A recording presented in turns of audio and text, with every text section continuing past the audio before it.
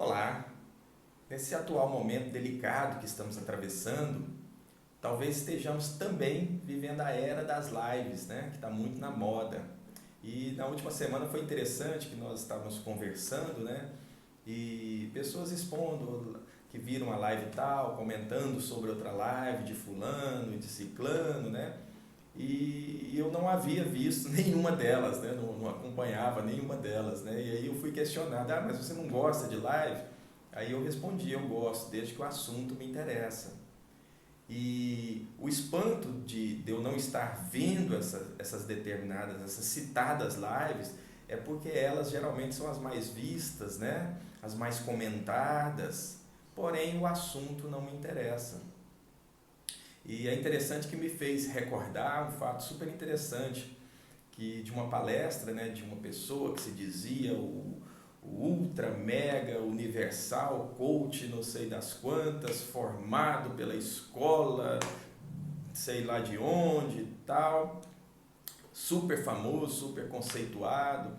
E aí na palestra ele falava o seguinte, no calor da palestra, né, ele falou o seguinte: eu sempre trabalhei muito, quando eu iniciei nessa caminhada, eu trabalhava muito, eu não tinha finais de semana, e minha mulher ficava super chateada.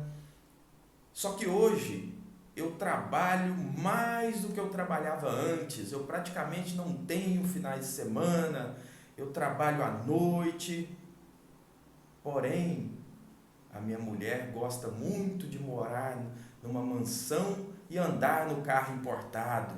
Então, por isso, ela não reclama mais. E todas as pessoas que ali estavam aplaudindo aquele relato ali, né? Que nem sei se é verdadeiro ou se não é, mas enfim, todo mundo aplaudindo. E eu dei uma olhada no público que ali se encontrava, né? E grande parte, se não fosse a maioria, eram mulheres. E o mais interessante é que nós que trabalhamos no processo terapêutico, o que nós mais encontramos são mulheres reclamando que o marido não dá atenção, que só pensa no trabalho, que ela queria era atenção e tantas outras coisas que vão nesse rumo, né? E olha o tanto que é interessante. A pessoa está ali falando isso, quem está ali embaixo está aplaudindo, está tão robotizado, hipnotizado, que está aplaudindo uma coisa que, na verdade, inconscientemente, é justamente o oposto do que deseja. Não que seja errado ganhar, oferecer o conforto para a esposa, para o companheiro, para a companheira, eu acho isso maravilhoso até, porém, seria muito mais interessante se ele falasse: hoje eu posso dar uma mansão, um carro importado, proporcionar o conforto para minha família e ainda tenho mais tempo para destinar a minha família, para destinar as pessoas que eu gosto, para destinar a minha companheira. Então, gente, entenda o quanto nós estamos nos afastando da nossa essência. E me foi questionado justamente, eu falei a questão das lives, né? Eu iniciei com a questão das lives, porque me foi questionado justamente isso, né? Estavam comentando sobre live de fulano, de ciclano, que geralmente são as mais vistas, as mais comentadas, e eu não vi nenhuma, não acompanho, né? Não me interessa, o assunto não me interessa. E aí eu falei que não, aí me questionaram se eu não gostava de lives, e eu falei justamente isso, eu falei, não, eu gosto desde que o assunto me interesse. E nós vemos que essas lives, principalmente essas que são as mais vistas, muda-se o vocabulário, muda-se a forma da pessoa que está fazendo a live transmitir a mensagem, mas o contexto é o mesmo. O contexto é o mesmo. É aquela falsa motivação, aquela coisa, e incentivando sempre a pessoa: você tem que ser o melhor, você tem que ter sucesso, você tem que vender, você tem que ser melhor que seu concorrente, você tem que ser o primeiro, incentivando justamente a concorrência. E olha que interessante, quando eu falo que o assunto não me interessa, é porque hoje me interessa talvez o oposto. Ao invés da concorrência, eu vou para o outro ser, me interessa a cooperação. Ao invés de ser o primeiro, de ganhar, eu quero estar junto. Ao invés de concorrer, de lutar, de ter sucesso, eu quero amizade, eu quero companheirismo, eu quero boas risadas, eu quero amor.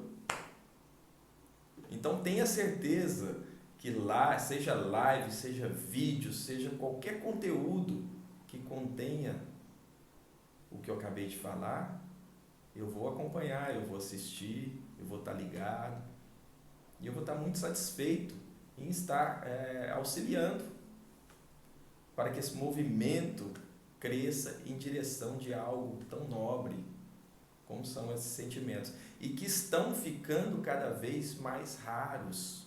É super interessante nós analisarmos que há tempos atrás, não muito tempo, né, nós valorizávamos muito pessoas que intelectualmente, que tinham um nível intelectual muito alto, que para nós era tido como uma pessoa inteligente, né? Só que a inteligência é muito subjetiva e que tinham muito conhecimento, né? Que era muito interessante nós sentarmos para conversarmos, para absorvermos conhecimento. Só que hoje, inteligência, o computador tem e talvez muito mais que nós, né? A inteligência artificial, ela está cada vez mais rápida, cada vez mais veloz, né? E se ampliando cada vez mais. Hoje, por exemplo, ao invés de você sentar com uma pessoa para conversar, para absorver conhecimento, com um clique ali no computador, no celular, no Google, ou qualquer outro mecanismo de busca, né? Você tem ali conhecimento muito mais vasto do que qualquer pessoa poderia te passar. Então, o que vale hoje? O que vale hoje? Qual é a pessoa que seria interessante você estar ao lado, você estar junto? Qual seria o perfil da pessoa? Então, eu vejo, no meu ponto de vista, lógico, eu vejo que cada vez mais serão valorizadas, né, as pessoas que conseguirem trazer o coração para fora, trazer através de palavras, de gestos, o que vem do coração, que está ficando, como eu falei, cada vez mais difícil. Está muito fácil, nós vemos hoje aí na internet, né, discussões acaloradas, né, a respeito de política ou de qualquer outro assunto. Todo mundo vira perito em qualquer assunto em poucos dias. A internet está possibilitando essa velocidade, né? Então, e está ficando cada vez mais difícil as pessoas acessarem o que tem no coração, o que tem no seu íntimo, acessarem o seu verdadeiro ser. Como eu estava falando na questão das lives, vocês veem o tanto que é interessante, as pessoas incentivam as outras pessoas, seja por palestra, por curso, por qualquer outra coisa, serem quem elas não são. Ensinam a vender, às vezes até utilizar da ingenuidade ou falta de conhecimento das outras pessoas em benefício próprio, em benefício do seu sucesso, em benefício de mais vendas, entre outras coisas. Quando, na verdade, nós deveríamos ensinar, incentivar as pessoas a serem quem elas realmente são. E mostrar para elas que elas podem ser aceitas, serem amadas, serem acolhidas exatamente do jeito que elas são. E fazer com que elas, abrindo os olhos para isso, possam se melhorar cada vez mais. E quando eu falo melhorar, é melhorar como pessoa, como essência, como quem nós realmente somos, que é o que realmente vale, é o que realmente nós carregamos. Não existe infelicidade maior do que nós vivermos uma vida sem sermos quem realmente somos. Nós viemos nesse plano de existência para sermos felizes. E nós só seremos felizes sendo quem nós realmente somos. E para isso nós temos que tomar muito cuidado com a manipulação, porque ela é muito sorrateira, ela nos pega de uma forma que nós nem percebemos. E quando se nós percebermos, nós já estaremos no fundo do poço, dificilmente nós conseguiríamos sair. É muito interessante essa questão da manipulação. Eu estava agora, nesse período agora, que a gente está muito, muito tranquilo, né? Eu estava na casa da minha mãe, porque eu particularmente não tenho televisão, né? E eu vendo televisão, assistindo televisão, né, lá com ela, e eu acabei percebendo alguns detalhes super interessantes, o quanto nós somos constantemente manipulados, né?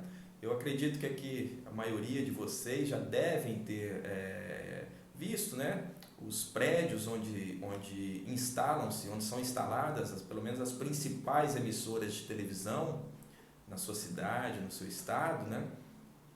São prédios gigantescos, com centenas de, sei lá, talvez até milhares, não sei, de funcionários, de colaboradores, diretos, indiretos, equipamentos caríssimos, com manutenção caríssima. E de onde vem o recurso para manter toda essa estrutura? Vocês já pensaram nisso? De onde vem todo esse recurso para manter essa estrutura? Tem que vir de algum lugar. Então, quem vai mandar no direcionamento dessa mídia, do próprio jornalismo? Exatamente quem está arcando com essas despesas. É muito interessante, eu estava vendo justamente os jornais da hora do almoço, né? E é tão interessante que são jornais que só mostram violência, e vocês já perceberam que nos intervalos, aí eu estava analisando isso aí, nos intervalos, as propagandas que passam, eu estava vendo justamente isso aí, acabou de mostrar uma reportagem a respeito de roubo de veículos e tal, aquelas questões policiais, entrou comercial, o primeiro comercial foi de uma seguradora de veículos. Depois veio de uma empresa de segurança privada e entre outras.